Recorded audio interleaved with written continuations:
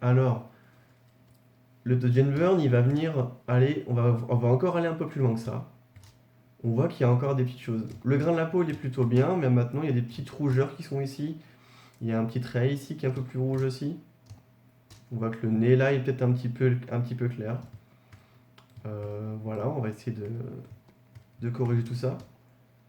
Et ça vient après la correction. Mais c'est pas définitif. Comme on va travailler en non destructif, pardon, ça veut dire qu'on pourra revenir à l'étape de correction sans problème après le Dodge and Burn, revoir un peu le Dodge and Burn aussi. Tout va venir en parallèle. Ok, comment on fait un Dodge and Burn? Pour ça, on va créer deux courbes. On va créer d'abord une première qui éclaircit. Je l'appelle éclaircir. Vous pouvez l'appeler comme vous voulez, densité plus, densité moins, enfin du coup densité moins, hop, ici. En général, j'amène le point jusqu'au premier carré ici, il faut vraiment y aller fort. Par défaut, le masque, par défaut, le masque, il est tout blanc. On va le mettre tout noir, avec un pomme I. Common I, pardon. On va créer une deuxième courbe. Celle-ci va foncer. Pareil, on descend à peu près d'un carré. On va l'appeler foncé. Et moi, j'aime bien mettre mon éclaircir au-dessus le foncé. C'est vraiment perso. Vous faites comme vous voulez. Je trouve qu'il y a une logique à mettre le plus clair au-dessus. Mais bon, ça change rien. Ça va rien changer. Voilà. Ça, ce sont des calques de réglage. On l'a vu dans le petit chapitre sur les calques. Donc, ça va avoir un effet sur tout ce qui est en dessous. Ce calque-là va éclaircir, celui-ci va foncer, mais ce qu'on veut, c'est faire ça de manière très très locale. Dans la peau, là, c'est assez compliqué de voir ce qui est trop foncé et ce qui est trop clair. Parce que, notamment, on a l'information de couleur qui est là et qui vient troubler un petit peu notre perception des lumières. Par exemple, la zone qui est rouge ici, on a un trait rouge qui est là, on peut dire qu'il est plus foncé ou plus clair que ce qui est à côté. Et il est clairement plus foncé que cette zone-là, il est clairement plus foncé que ce qu'il y a ici, mais que ce qu'il y a juste à côté là, c'est assez compliqué à dire, parce que là on est un peu plus jaune, là on est un peu plus rouge, donc on est un peu troublé. Et je vous parle même pas des toutes petites zones quand on zoome comme ça, compliqué à voir.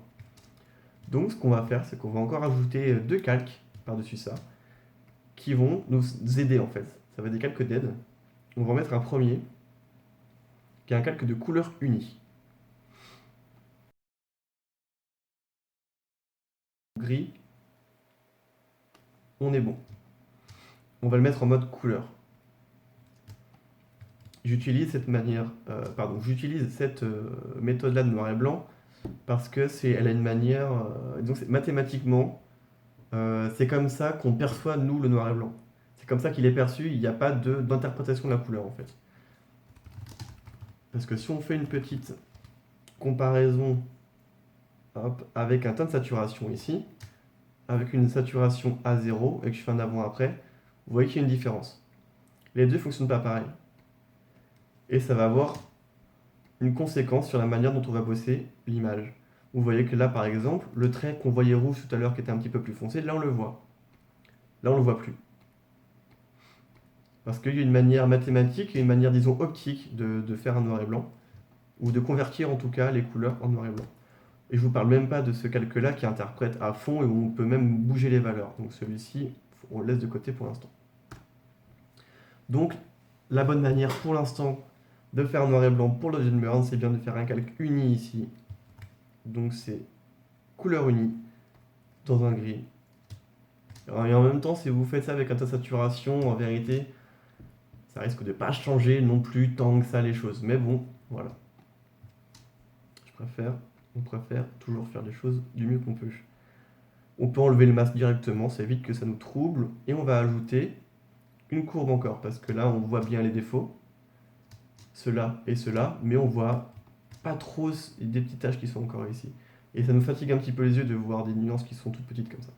Donc, voilà. On va accentuer encore une fois, on va contraster. La courbe en S, là, ça vient contraster notre image. On vient augmenter nos tons clairs, on vient foncer nos tons foncés. On veut accentuer ça sur une zone de la peau, on va essayer de mettre en valeur, admettons, ce qu'il y a sous la pommette. Hop, Donc on peut, voilà, on bourrine, hein, vaut mieux y aller fort, comme ça on voit bien ce qu'on fait. On va aussi enlever le masque parce que celui-ci il sert à rien. Ça affecte toute l'image. Cette courbe-là va bouger, elle va bouger tant qu'on est sur une zone comme ça qui nous plaît et dont on voit les détails, il n'y a pas de souci, mais on voit clairement pas ce qu'il y a ici, donc on va devoir bouger la courbe pour qu'elle vienne accentuer ce qui est ici après. Et donc, maintenant, ce qui nous intéresse, ça va être de peindre. On prend une brosse, une peinture, voilà. Moi j'ai fait B. Vous faites B si vous voulez obtenir directement l'outil pinceau. L'outil pinceau, le raccourci c'est B pour brush. Moi je dis toujours une brosse parce qu'en fait les brosses c'est ce qu'il y a ici. Tout ce qu'on appelle là les formes et tout, on peut appeler ça aussi des brosses. Il y a plusieurs types de brosses. Je prends une brosse qui est diffuse. Vraiment j'ai une dureté à 0. Le diamètre il va varier selon la taille du problème que vous avez. En gros. Là il y a on va dire qu'il y a un long trait ici, on va rester sur une taille à peu près comme ça. Le flux on va le mettre très faible. Rapidement ce qu'on va faire ça va se voir. Donc moi je mets un flux qui est à 1 et parfois c'est encore trop. Vous par défaut vous avez peut-être des paramètres de brosse qui sont un peu différents des miens. Et donc peut-être que 1 si ça suffira. Ou peut-être que vous faudra même mettre à 2 en flux. Opacité, je vous conseille de laisser à 100 au début. Si jamais c'est trop fort, vous descendez un petit peu. Mais bougez le flux dans un premier temps. Hop, et là je peux... Faut peindre en blanc par contre, parce que comme notre calque est tout noir, ce qu'on veut c'est peindre en blanc pour que notre calque éclaircisse... Pardon. Ce qu'on veut c'est que notre calque éclairci apparaisse. Pardon.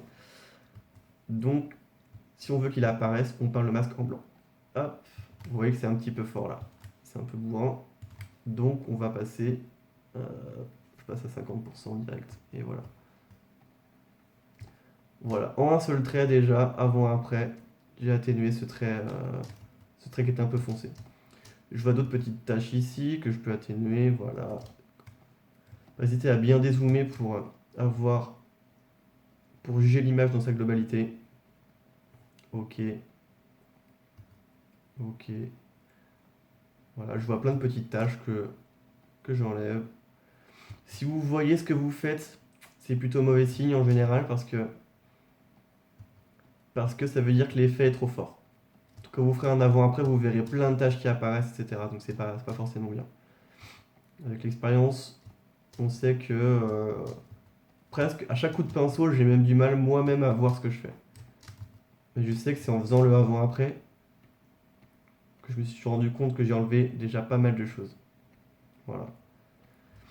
On va un petit peu calmer la courbe ici pour accéder à la cerne qui est là. Voilà, on va essayer d'accentuer un petit peu quand même. Ok. Je prends une grosse brosse pour atténuer ça. Ok. Voilà. Il faut savoir qu'en Dodge and Burn, on éclaircit, on fonce des zones, mais on va quand même vachement plus éclaircir que foncer, globalement. Disons que on est environ à 80-90% dans éclaircir et à 20%, 10% en foncer. Pour l'instant, je suis que sur le éclaircir et ça suffit largement. Et en général, le foncé, en tout cas pour moi, il vient peaufiner le travail à la fin. Par exemple, ici, là, je sens qu'il est un peu trop clair là. Mais je vais pas éclaircir tout ça juste pour que ça colle ici. Du coup, hop, je vais enfoncer ça. Un tout petit peu. Là aussi, on peut voir qu'il y a une petite transition de ton qui est moyenne. On peut commencer peut-être à foncer un poil le nez. Là, je fais que de la correction, pour l'instant, parce que je pense que c'est le premier travail à faire, vraiment. Parce que sinon, on peut rajouter... Donc là, on va faire un petit avant-après déjà. Hop, petit avant-après, en plus avec la peau, la correction, avant-après de tout ce qu'on a fait. Voilà, c'est pas mal déjà. C'est pareil, si l'avant-après est impressionnant, en général, c'est cool, mais ça veut dire aussi peut-être que ce qu'on a fait, ça se voit et c'est trop fort. Donc, il faut faire attention. On peut doubler ça, sans problème. On va rajouter une courbe. Éclaircir. Je fais toujours ça dans un deuxième temps. Ou alors, on peut aussi dupliquer le foncé là. Et je le remplis tout ça en noir. pour annuler tout. J'ai une deuxième couche de Dodge and Burn ici qui va venir plutôt accentuer des choses. Mais voilà, comme je vous dis, il vaut mieux commencer par la correction parce que normalement, vous avez tout géré la prise de vue. Il n'est pas question de créer des lumières, surtout pas. Vraiment si vous êtes chaud, quoi. Vraiment. Parce que là, du coup, on peut commencer peut-être à corriger des choses, à peut-être déboucher un tout petit peu ce qu'il y a ici, ça peut être intéressant. Peut-être à foncer un poil la mâchoire ici, peut-être la pommette là qui est un peu forte. Hop. Le nez qui est décidément trop fort. Voilà, on peut calmer aussi en fonçant un petit peu ce qu'il y a au bout du nez. Ok, on peut rééclaircir en accentuant un tout petit peu le volume de la lèvre ici. Ça me paraît un peu fort, encore sous la pommette. Hop. Voilà. J'ai adouci complètement. À une époque, j'aurais certainement fait un peu l'inverse. J'aurais voulu foncer ici, éclaircir là, foncer là, pour faire un peu du contouring et tout. J'en suis un peu revenu. J'en suis un peu revenu. Ok. Et donc voilà, il faut faire super attention. Là, par exemple, j'ai pas vraiment accentué de lumière. Au contraire, j'en ai plutôt calmé. Si vous voulez créer des lumières, il y a franchement 80% de chances pour que ça soit foutu et que vous fassiez du mauvais travail. Vraiment. La lumière, ça se gère à la prise de vue. Ok. Donc là, évidemment, tout ce travail-là, on peut le faire par tout ailleurs. Je peux m'amuser à éclaircir le masque, je peux m'amuser à éclaircir un peu des cheveux. Là, je fais des courbes qui sont comme ça, mais je peux faire une courbe qui est complètement différente si jamais je travaille une autre partie de l'image. Voilà. Voilà pour le Dodge and Burn. Donc, récap, on fait un calque éclaircir, un calque foncé, deux calques dead, ici. On met l'image en noir et blanc et ensuite on a un calque qu'on va appeler contraste, qui va mettre en valeur les défauts. Ok. Et ben voilà, c'est parti. On peut passer à l'étape maintenant. Qu'est-ce que j'avais dit? Chromie ou achromie. On va faire un noir et blanc plus tard. On va d'abord faire une petite chromie. Du coup, on va passer sur notre fichier.